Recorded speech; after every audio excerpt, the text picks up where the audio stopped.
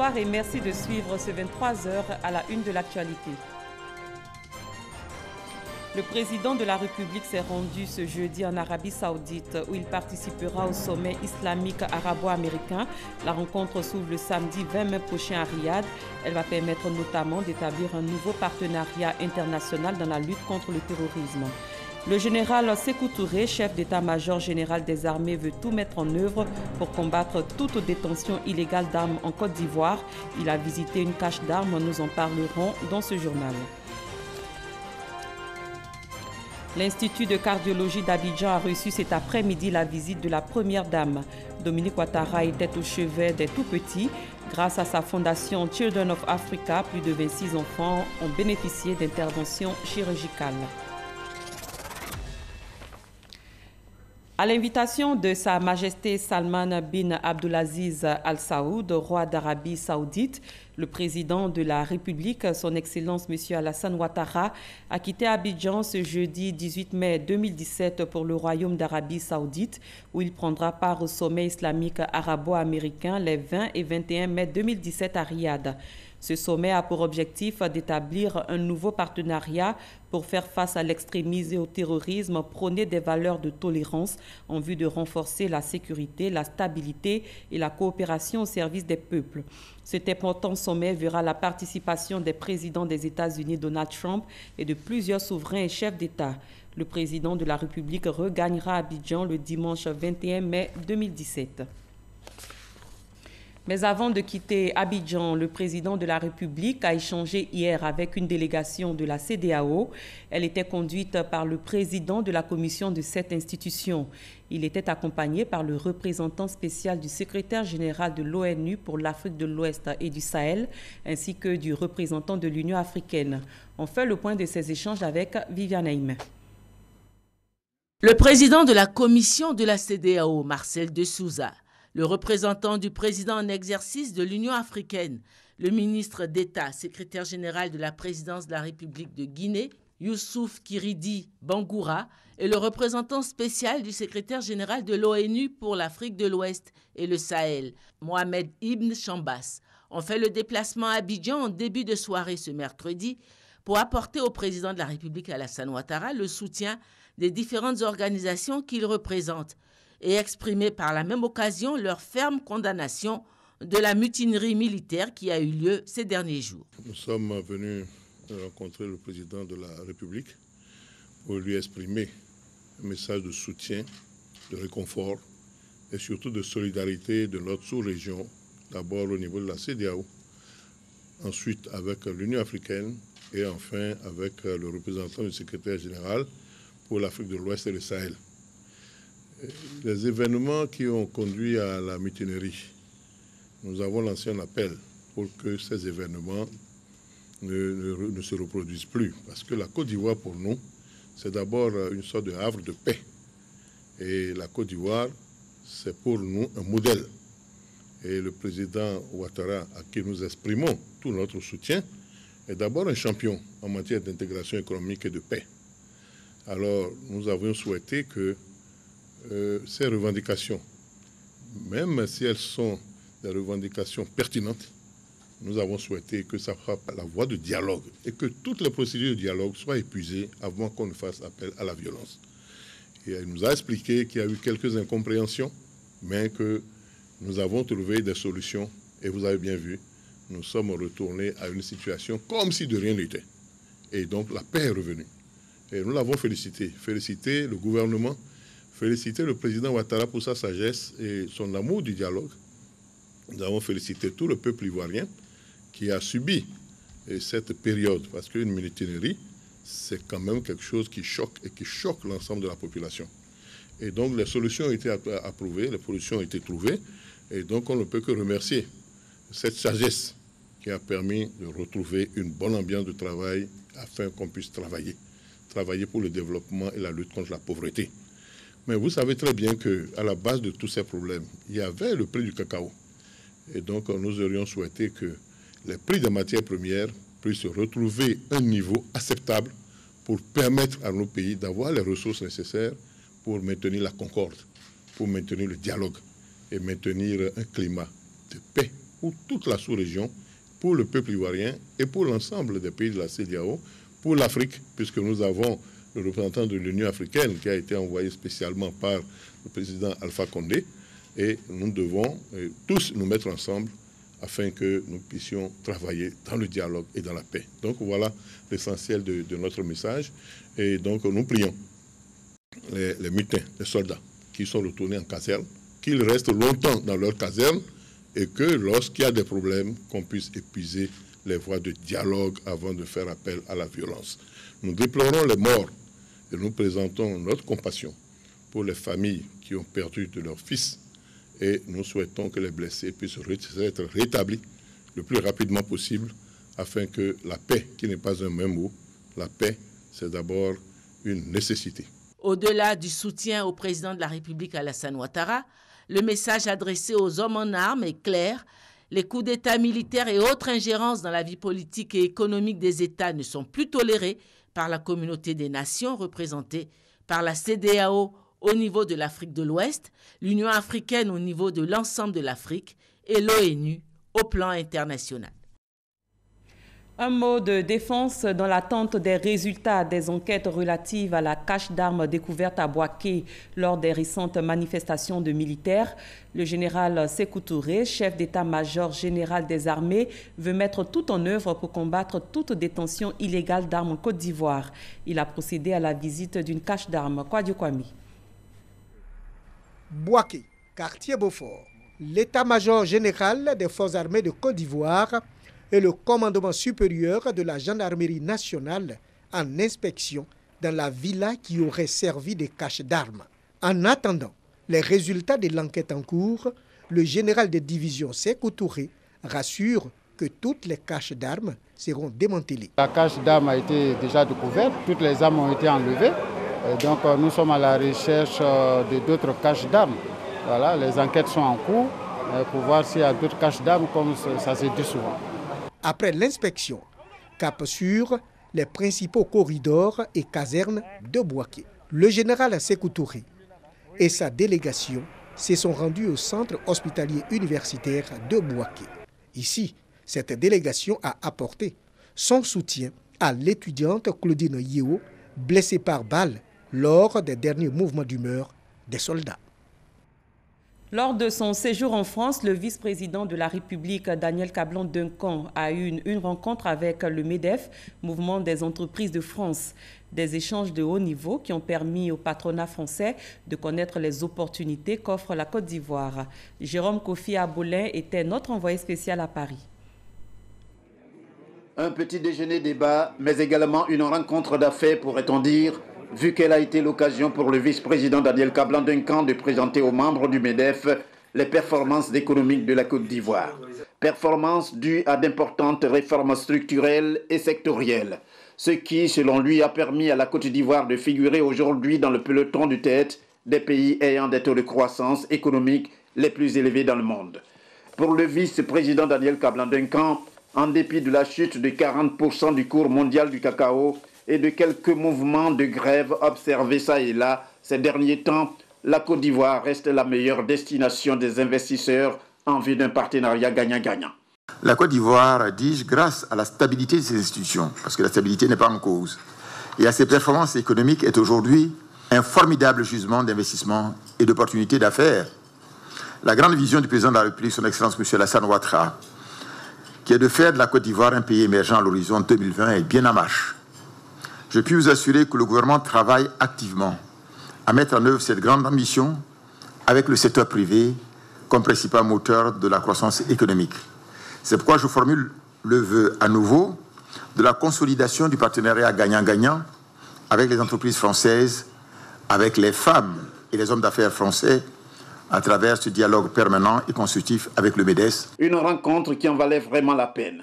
Au regard des réactions recueillies, le vice-président Daniel Kablan-Duncan a fourni des éléments on ne peut plus rassurants. Il y a eu une adhésion aux propos du vice-président de tous les chefs d'entreprise ici présents. Il a pu nous rassurer sur beaucoup de points, et notamment en ce qui me concerne, sur la force que va mettre le gouvernement ivoirien pour développer l'attractivité touristique. Sortons de là avec beaucoup de confiance, parce qu'on sait que le vice-président Kablan Duncan est quelqu'un qui suit ses dossiers, et comme il l'a indiqué à la fin, avec un certain pragmatisme, il rend compte de ce qu'il fait, et les gens doivent lui rendre compte de ce qu'ils font aussi. Donc c'est un vrai partenariat, d'égal à égal. Très bonne prestation du vice-président. Le vice-président très pertinent et très efficace dans ses réponses. Constat de satisfaction des part et d'autres, on peut dire de ce point de vue que l'exercice questions-réponses auquel le vice-président s'est livré vis-à-vis de ses hôtes que sont les membres du MEDEF à l'occasion de cette rencontre a été une réussite. Ici en Côte d'Ivoire, le Premier ministre Amadou Gon Coulibaly s'est entretenu avec le président de la commission de l'UEMOA, Bourehima Abdallah. Ce dernier n'a fait aucune déclaration au sortir de cette audience. L'Institut de cardiologie d'Abidjan a reçu dans ses locaux la première dame. Dominique Ouattara est allée apporter du réconfort aux tout-petits. Grâce à sa fondation Children of Africa, 26 enfants et 2 adultes ont bénéficié d'interventions chirurgicales, des interventions effectuées par une mission humanitaire pilotée par l'Association française des chirurgiens du cœur pour l'Afrique de l'Ouest, AFCAO. Alexis Ouedraogo. Junior est impatient de découvrir son cadeau. Sous le regard attendri de sa mère et de la première dame de Côte d'Ivoire, il cache mal son excitation. Oh, tu as vu ça? C'est un hélicoptère, hein? Tu aimes bien? Tu as vu, c'est une... Ce jeudi, Dominique Ouattara visite les petits patients de l'Institut de cardiologie du CHU de Trècheville qui ont subi de lourdes opérations de cœur. Des opérations complexes et parfois hors de prix, rendu possible par la mission humanitaire de l'Association française des chirurgiens du cœur pour l'Afrique de l'Ouest. On voit des enfants qui arrivent, qui sont presque grabataires, qui s'accroupissent parce qu'ils manquent d'oxygène. Et on en finit par les voir là, devant nous, en train de gambader. Ceci dit, ce n'est pas fini. Ce n'est qu'un début et la tâche est rude parce que nous avons plus de 5000 cardiopathies congénitales par an en Côte d'Ivoire. À côté de ces cas, d'autres qui, eux, n'ont pas eu besoin d'opérations à cœur ouvert. Un suivi médical intensif leur a permis de corriger les déformations congénitales. Tout a commencé par une respiration anormale. Et on s'est rendu à l'hôpital, on nous avait dit que c'était l'asthme. Donc on l'a envoyé en pédiatrie et c'est là que le pédiatre a constaté qu'il y avait un sifflement derrière. Et il nous a demandé de venir faire une échographie. C'est là qu'on a découvert qu'elle avait un canal artériel. Nous a appelé pour nous dire qu'il y a une mission humanitaire qui arrivait et qu'on devait se présenter pour l'opération de l'enfant. Donc nous sommes arrivés le dimanche et l'enfant a été pris en compte. Au début, quand nous sommes arrivés, qu'on ne parlait pas encore de mission humanitaire, on nous disait que ça allait valoir entre 2 à 3 millions si on n'avait pas d'assurance. La première dame leur a aussi remis des présents. Je dois dire que la Fondation est très heureuse d'avoir pu assister l'AFCAO pour sa première mission en Côte d'Ivoire, sa première mission humanitaire.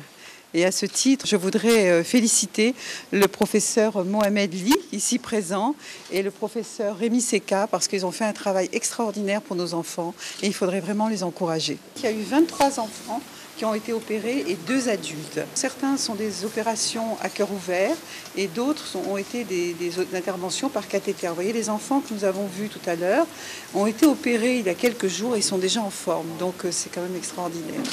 La mission est certes à son terme, mais la présidente de Children of Africa entend bien la relancer au plus vite.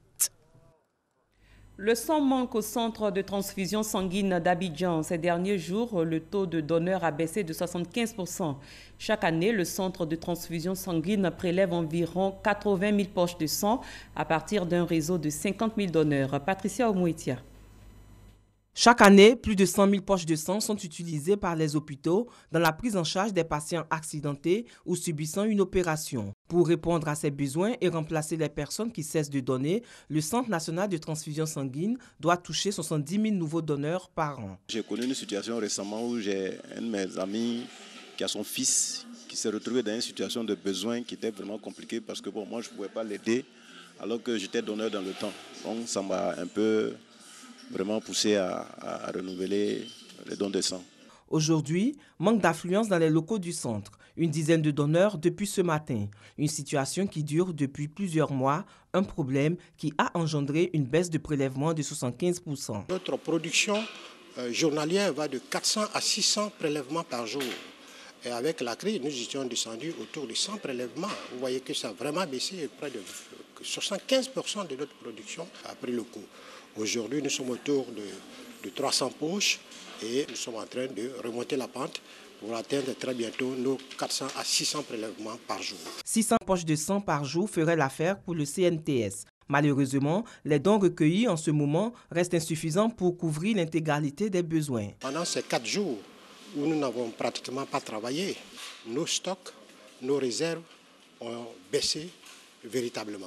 Il faut demander aux populations de se mobiliser, de vraiment se mobiliser pour que nous puissions reconstituer nos stocks en venant donner de leur sang. Cependant, chaque don de sang fait l'objet d'un dépistage systématique de l'hépatite B et C, du sida et de la syphilis. 10% du sang prélevé non conforme est incinéré. Un peu plus de 100 000 dons de sang sont réalisés en Côte d'Ivoire pour environ 120 000 donneurs et 50 000 donneurs réguliers. Le Conseil régional du Folon au Nord lutte contre la pauvreté. Il a remis les clés de 3 écoles et de 2 centres de santé dans le département de Minignan et de Kagnasso. Mamadou Kwasi. Depuis 2013, le Conseil régional du Folon a mis un accent particulier sur l'éducation et sur la santé, des domaines essentiels dans la lutte contre les disparités socio-économiques. En 3 ans, ce sont des milliers de tables-bancs qui ont été distribués aux écoles nouvellement construites ou réhabilitées. Convaincus que le développement de leur région passe par la formation des enfants, Cissé Sendou, président du Conseil régional du Folon et ses collaborateurs, ont fait de l'éducation une priorité. Et pour renforcer les acquis dans le domaine de l'éducation, le Conseil régional vient de livrer 3 écoles primaires de 6 classes avec bureaux. En plus des salles de classe, Cissé Sendou et son équipe offrent 2 centres de santé tout équipés.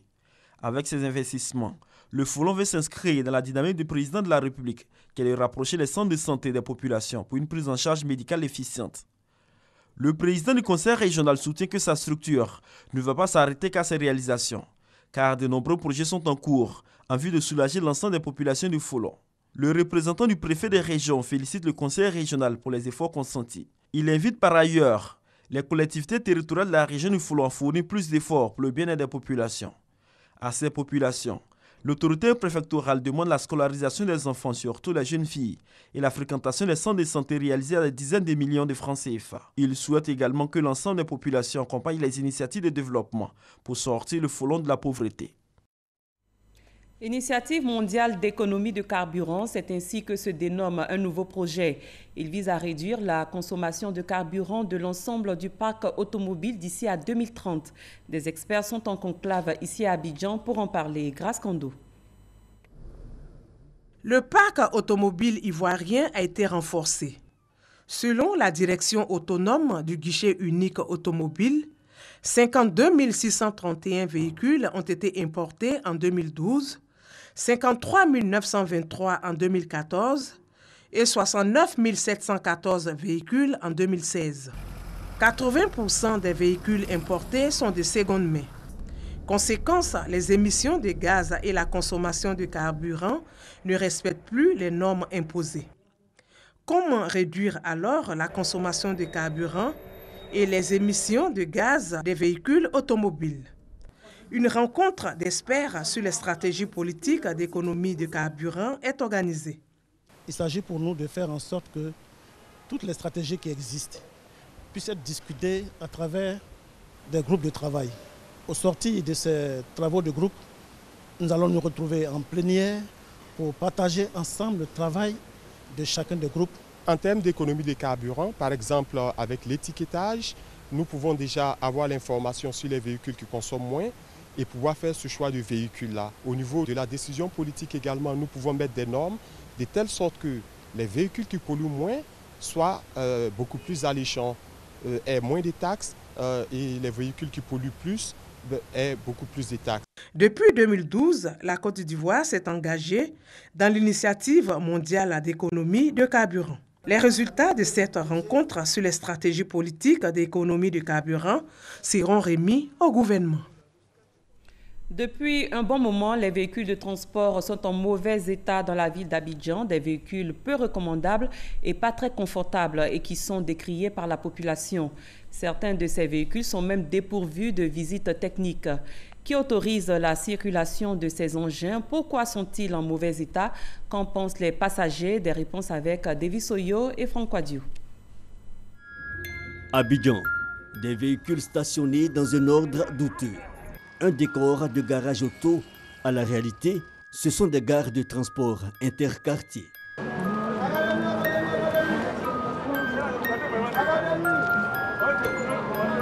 Poignées de portes inexistantes, des phares branlants, clignotants abîmés, des pare-chocs tenus par des fils de fer et des vitres remplacées par des sachets plastiques. Un confort réduit à sa portion congrue et pourtant, à peine stationnés, ces véhicules sont pris d'assaut par les passagers. On est obligé de faire avec parce que ce sont les seuls véhicules qui peuvent nous amener vers nos domiciles. La plupart de ces véhicules sont en très mauvais état. C'est ce que nous trouvons tous les jours ici. Bon, on est obligé de faire avec. Des engins le plus souvent dépourvus de visites techniques et loin de rassurer les clients, une réalité reconnue par les conducteurs. On parle des Wara qui n'ont pas de visites. Parmi nous, beaucoup ont des papiers. En tout cas, les voitures n'ont pas de visites techniques. Bon, à part assurance, à part assurance, tous les autres papiers ne sont pas valables en tout cas. Quand ils voient les Wara comme ça, pour faire visite, ce n'est pas facile. Ils vont te suivre plusieurs fois. Quand on vient, on a la visite, mais pour finir, tu ne peux pas faire la visite puisque le gain est petit et tu ne peux pas manger dedans, tu ne peux pas te nourrir dedans et puis faire une visite technique. Ce n'est pas possible. Yopougon, Port-Boué, Adjamé et bien d'autres communes du district sont concernées. Les chauffeurs de ces moyens de transport interquartiers justifient tout de même l'état de leur véhicule. L'état du véhicule est fonction de la route. Pendant la saison de pluie, la route est beaucoup mauvaise, impraticable. Et on compte le nombre de véhicules qui peuvent rouler ici. Ils disent comme ça aux passagers, ils disent que non, la route n'est pas bonne, c'est ça qui gâte les véhicules. Non, c'est le propriétaire même qui refuse de peut-être mettre les voitures en bon état. Ces engins à 4 roues sans confort sont moyennement appréciés. Les populations indexent sa collectivité et autorités du transport routier. La faute en grande partie vient du ministère du Transport. Pour moi, on peut dire que ce sont des carrosseries qui roulent. Elles représentent un danger pour tous les passagers qui y montent à bord. La majorité des véhicules en circulation ne sont pas des véhicules qui doivent être même en circulation, ça il faut le dire. Mais à qui on doit s'adresser? Au district d'Abidjan? À nos mairies? Rendons-nous dans l'une d'entre elles. À Yopougon, nous sommes reçus par le directeur des services techniques. Nous, au niveau de la mairie, la police municipale n'a pas pour rôle de contrôler les pièces des véhicules. Lorsque vous voyez la police municipale contrôler, c'est au niveau des taxes que nous prélevons auprès des transporteurs. Les véhicules usagés sur nos routes, le ministère des Transports n'ignore pas la question. Le ministère des Transports est conscient que, effectivement, dans la circulation, il y a quand même des véhicules qui essaient de frauder, mais on ne reste pas insensible à ce phénomène-là. Dans un premier temps, donc, en collaboration avec nos forces de l'ordre, on est en train d'accentuer les contrôles. Deuxièmement, on a une police spéciale dédiée au transport, donc qui va s'occuper spécialement, n'est-ce pas, de parcourir toutes les rues et de traquer un peu ces véhicules-là. Pour résoudre l'équation, la tutelle entend mettre en place des solutions pérennes. L'État est en train de mettre en place une autorité organisatrice des transports urbains qui va prendre en compte l'organisation des moyens aujourd'hui de proximité, les BACA, les RORO, tout ça, pour qu'ils puissent vraiment être en complémentarité avec les autres moyens de transport, les grands moyens de transport existants comme le métro, les autobus, le transport lagunaire qui était en cours. Donc à terme, ça va être plus facile de se déplacer parce que les moyens, l'offre de transport sera améliorée. C'est aussi bien au niveau de la quantité que de la qualité. Des mesures attendues, mais il faut pour le moment bander les muscles, pousser dur pour démarrer le véhicule. Des scènes trop régulières dans le transport commun à Abidjan. Le ministère de la Culture, à travers la Maison du Patrimoine, a initié ce 18 mai une journée du patrimoine. L'objectif est de sensibiliser les populations à la sauvegarde des sites et monuments de la ville historique de Grand-Bassam. Franck Quadio. La ville historique de Grand-Bassam, relief architectural rappelant l'époque coloniale, inscrit au patrimoine mondial culturel de l'UNESCO depuis 2012. Une fierté dont l'impact reste cependant pas bien cerné. Il y a beaucoup qui ignorent ce que c'est et ne savent même pas ce que c'est que le patrimoine mondial de l'UNESCO. C'est que les critères caractérisant ce site ne sont pas maîtrisés par les populations. En matière de bâtisse, par exemple. Quand on parle de ville historique, il y a des servitudes qu'il faut respecter. Voilà. Vous voyez un peu, quand on regarde la ville historique, c'est l'architecture coloniale que nous préservons.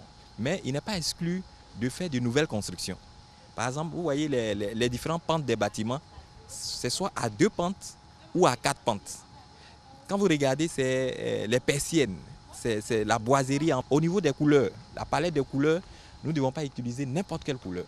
Voilà. Il y a le gris qui est autorisé, il y a le blanc, il y a la couleur sable. Concernant les réhabilitations des nouvelles, des anciennes bâtisses et autres, là, quand ces personnes ne respectent pas les normes, c'est-à-dire en passant par les prescriptions qu'il faut, nous on alerte tout de suite la maison de patrimoine qui fait arrêter les travaux. Pour amener les uns et les autres à intégrer l'instrument dans leur quotidien, la Maison du patrimoine, chargée de l'exécution du projet Grand-Bassam Ville historique, veut initier une gestion participative. Comme la gestion concerne tout le monde, voilà pourquoi vous allez voir par exemple au niveau du comité local de gestion, les populations sont intégrées pour qu'elles comprennent l'enjeu de préserver cette valeur qui est la ville historique de Grand-Bassam. On dit généralement que le patrimoine est une affaire communautaire. Et comme c'est une affaire communautaire, c'est donc ensemble que la préservation doit se faire. Faire de Grand-Bassam un pôle attractif et maintenir son caractère touristique, le secteur hôtelier et les instances régionales sont sollicités. Tous les pays ont réussi avec le tourisme, notamment la France, le Maroc, Dubaï même aujourd'hui est en train de partir vers le tourisme. Donc ils sont convaincus qu'en prenant cet atout-là qui est le patrimoine mondial de l'UNESCO, qui n'est pas ailleurs, aujourd'hui, nous, si nous faisons de ça un vecteur, c'est sûr que Grand-Bassam va décoller. Patrimoine culturel et tourisme durable, l'autorité internationale en matière de patrimoine a choisi ce thème pour ce 18 avril. La Côte d'Ivoire, par la voix du ministère de la Culture, a adhéré.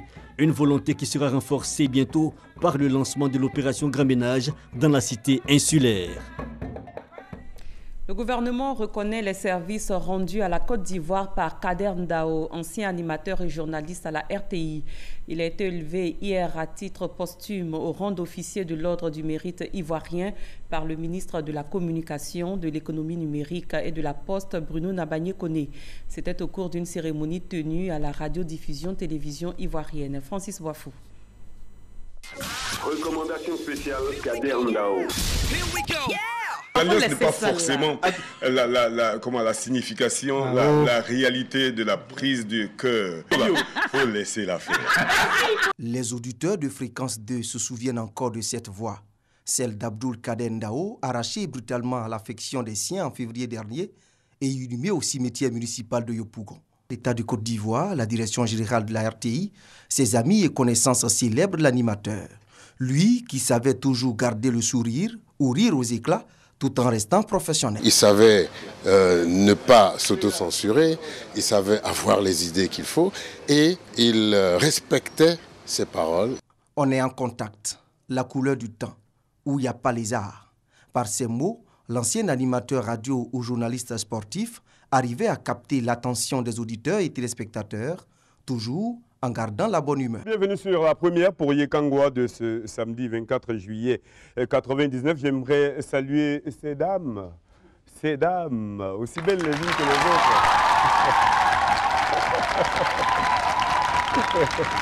Hélas, Abdoul Kader Ndao a déposé définitivement le micro, laissant à la jeune génération des valeurs. On va dire à la nouvelle génération de faire comme lui, tout simplement, de travailler.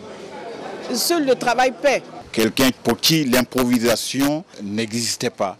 Chaque fois, il me rappelait, il dit, John, la meilleure façon d'improviser, c'est de mieux préparer pour éviter d'être en difficulté. Le directeur général de la RTI invite la nouvelle génération à faire preuve de professionnalisme et de rigueur dans l'exercice du métier d'animateur ou de journaliste, comme l'a fait Kader Ndaou. Ce jeudi, il a été élevé au rang d'officier de l'Ordre du Mérite ivoirien par le ministre de la Communication, de l'Économie numérique et de la Poste, à titre posthume pour le service rendu à la nation. À tous ceux qui sont ici, je les invite à avoir toujours en tête le pays, la nation ivoirienne. Travailler avec abnégation. Et puis, sachez garder la tête sur les épaules. C'est un peu ce que Kader était aussi, par son humilité, par sa modestie.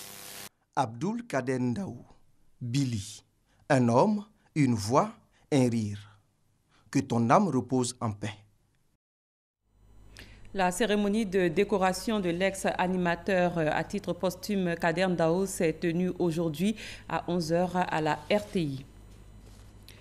À l'invitation de Sa Majesté Salman bin Abdulaziz Al Saoud, roi d'Arabie Saoudite, le président de la République, son Excellence M. Alassane Ouattara, a quitté Abidjan ce jeudi 18 mai 2017 pour le Royaume d'Arabie Saoudite, où il prendra part au sommet islamique arabo-américain les 20 et 21 mai 2017 à Riyad.